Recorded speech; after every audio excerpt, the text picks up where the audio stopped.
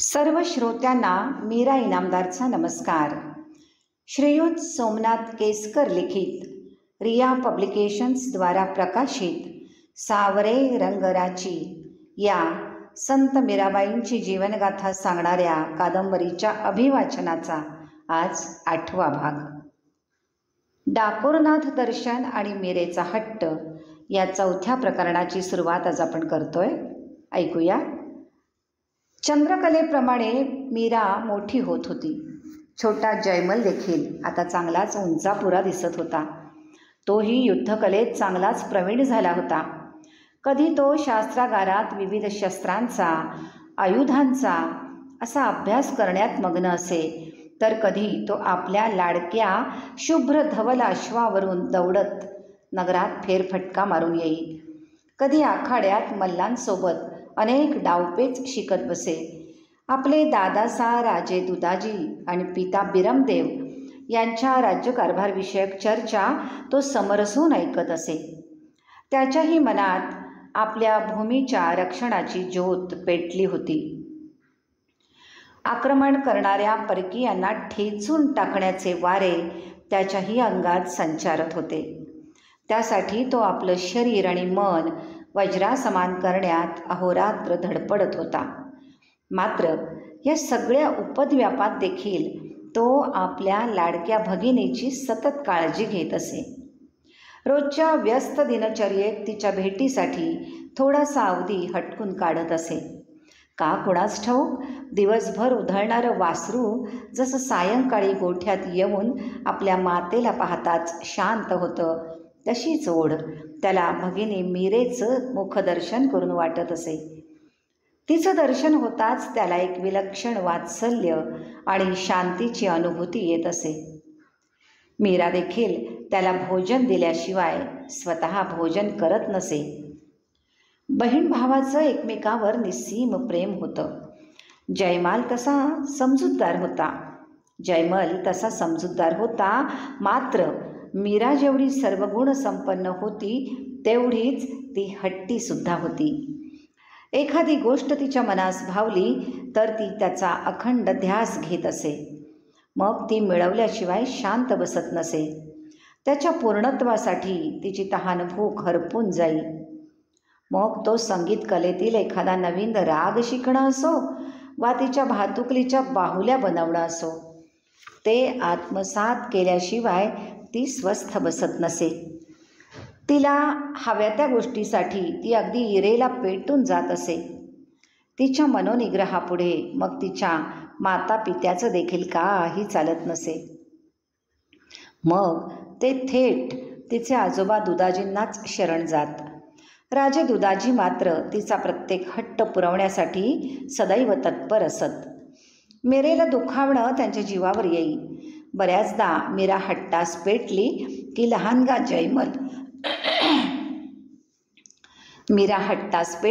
लहानगा जयमल येऊन तिची प्रेमाने समजूत काढी. तो येताच मीरा सारं काही विसरून त्याला जवळ घेत असे. त्याच्याबरोबर थोडं खेळून झालं की मग पुन्हा आपल्या मूळ हट्टासाठी अडून बसे. तिच्या या हट्टी स्वभावामुळेच सगळेच नमून जात. मात्र हाच तिचा हट्टी स्वभाव एकदा तिच्या आणि परिवारातील साऱ्यांच्याच आयुष्यामध्ये अविस्मरणीय ठरला. घडलं ते असं, राजे दुदाजींचे दोन्ही पुत्र राज्य रक्षणासाठी सतत मोहिमेवर असत. त्यामुळे मेडत्याच्या राज्यकारभाराची सारी जबाबदारी दुदाजींकडे येत असे. त्यांच्या व्यस्त दिनचर्येतून मोकळा वेळ मिळताच ते सारा वेळ आपल्या राजपरिवारासोबत आणि देवधर्मामध्ये व्यतीत करीत. अनेकदा सर्वांना घेऊन लहान मोठं तीर्थाटनही करीत. साधू संतांच्या भेटी घेत. यंदाच्या कृष्ण जन्मोत्सवापूर्वी एकदा मारवाडजवळील डाकोरनाथाचं दर्शन सर्व कुटुंबीय आणि राजपरिवारासह घ्यावं असं राजे दुदाजींच्या मनात आलं. सगळ्यांनाच ही कल्पना आवडली. लहानगे जयमल आणि मीरा प्रवासासाठी अधीर झाले होते. कुडकीहून मेडत्यास येताना तिने प्रवासाचा अनुभव घेतला होता. नवीन प्रदेश, तिथली माती, भोवतालचा निसर्ग, पर्वताच्या रांगा, त्यातून वाहणाऱ्या नद्या, नदीच्या प्रवाहाचा तो मधुर नाद, रंगांची उधळण करणारी फुलं, किलबिलती पाखरं, उंच डोंगरात लपलेली मंदिरं, क्षितिजापर्यंत पसरलेली वाळवंटी मरुभूमी, त्यात आपल्या पावलांचे ठसे उमटवत एखाद्या योग्याप्रमाणे शांत आणि सहज चालणारे ते उंट, रंगीबेरंगी पोशाख आणि फेटे घालून मिरवणारे तिथले सगळे नगरजन, हे सारंच पाहताना मीरा अगदी गुंग होऊन जायची. आणि आता तर तिच्यासोबत तिचा लहान बंधू जयमलसुद्धा होता. त्यामुळे ती उत्साहाने प्रवासाच्या तयारीला लागली. राजपुतान्यातील, विशेष करून मेवाडमधील अनेक राजे महाराजे देवी दुर्गा, कालीमाता आणि अंबामाताचे भक्त. कालीमाता ही असुरांवर विजय मिळवणारी देवी. तिचं ते अक्राळ विक्राळ रूप, शत्रूला गलित गात्र करणारं आणि दैत्य दानवांवर विजयाची प्रेरणा देणारी ऊर्जाच. त्यामुळे मेवाडचे पराक्रमी राजे कालीमातेचे निस्सीम भक्त होते. त्यांच्या महालात कालीमातेची पूजा चालत असे. दुर्गापूजेचा उत्सव मोठ्या धामधुमीत होत असे. त्यावेळी देवीला प्राणांची आहुती देण्याची देखील प्रथा होती. आहुतीचा प्रसाद प्रजेमध्ये वाटला जायचा आणि मगच दुर्गापूजा संपन्न व्हायची.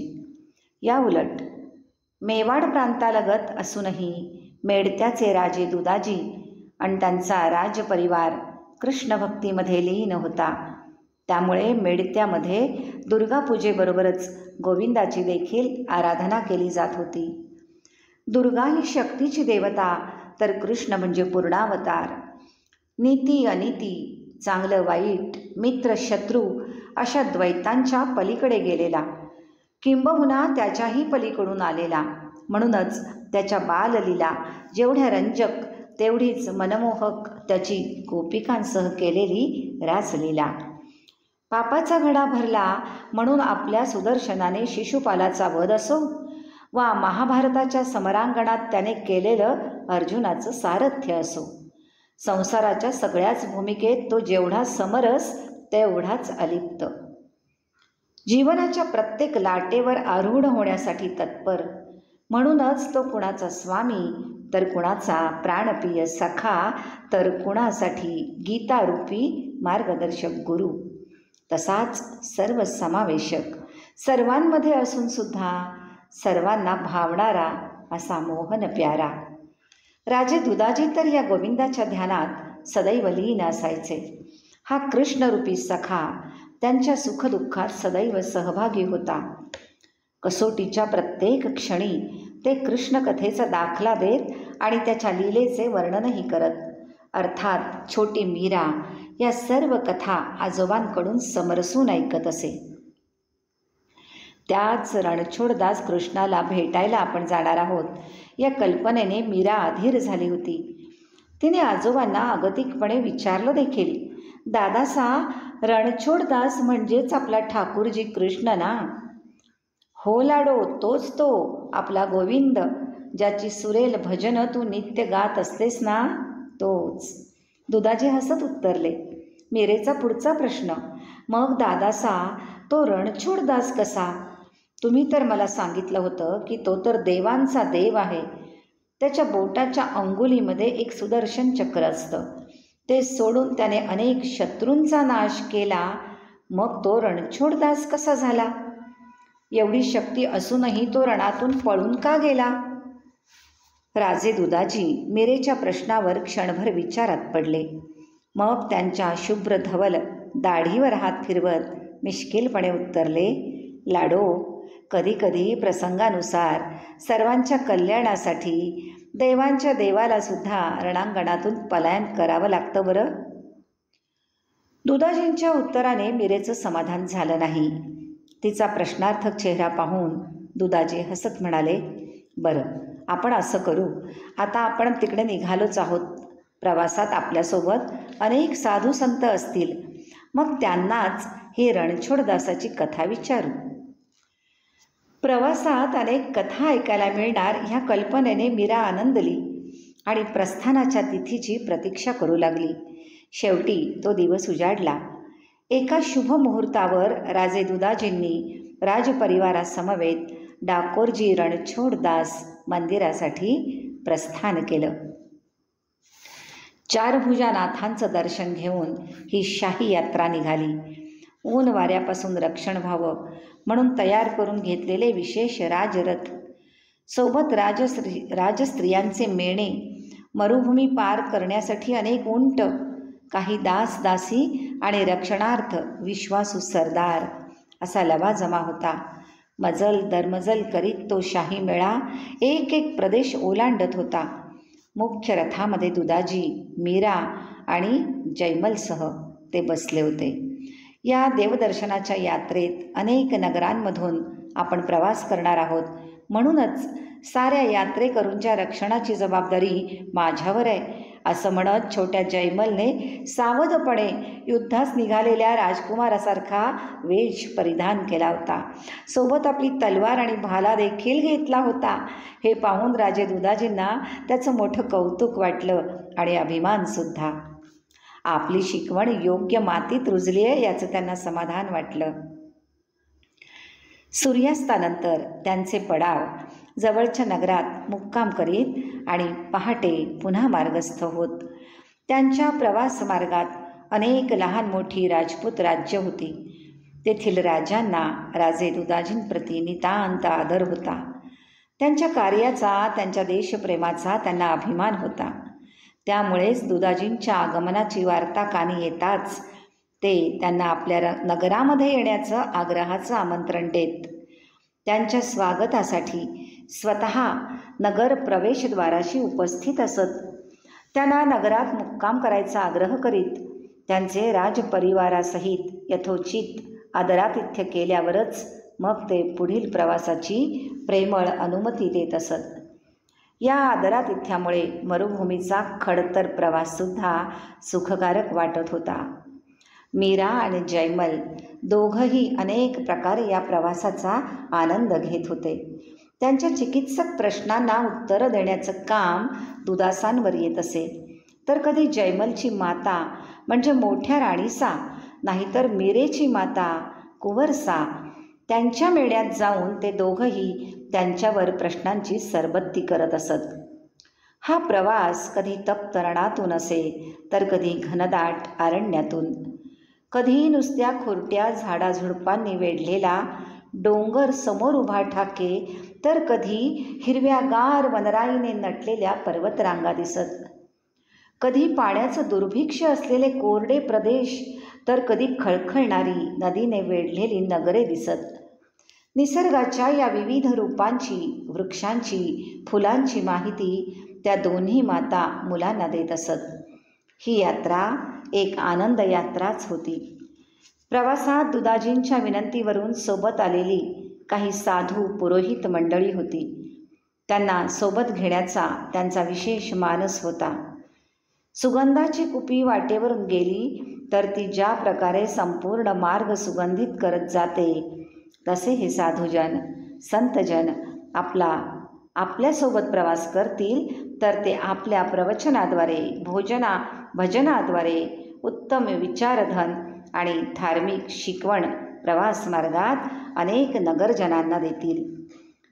त्यांच्या आयुष्याचा मार्ग अधिक धार्मिक आणि सुखकर करतील, असा दिव्य विचार त्यामागे होता.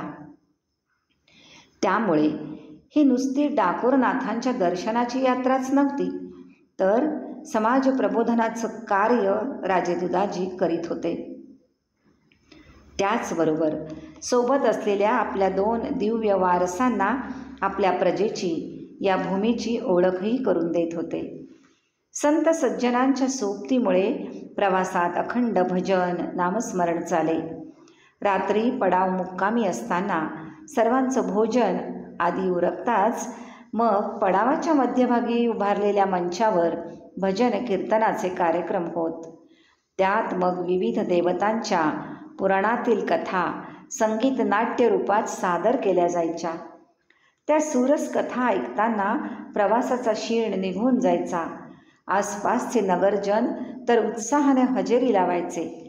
मीरा तर त्या कथा पाहताना अगदी भूतकाळात गेल्यासारखी समरसून जायची.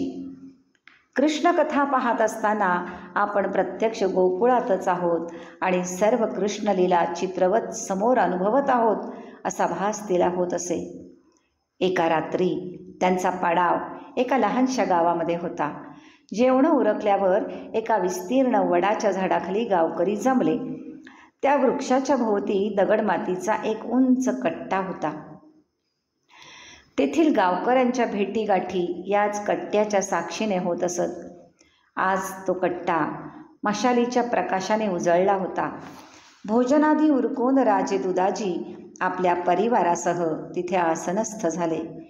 थोड्याच वेळात कथा कीर्तन सुरू झालं.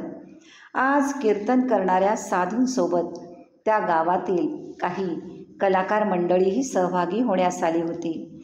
त्यांनी विविध देवदेवतांच्या वेशभूषा अशा बेमालूम केल्या होत्या की प्रत्यक्ष देवच त्या गावी अवतरले आहेत असं क्षणभर साऱ्यांना वाटलं.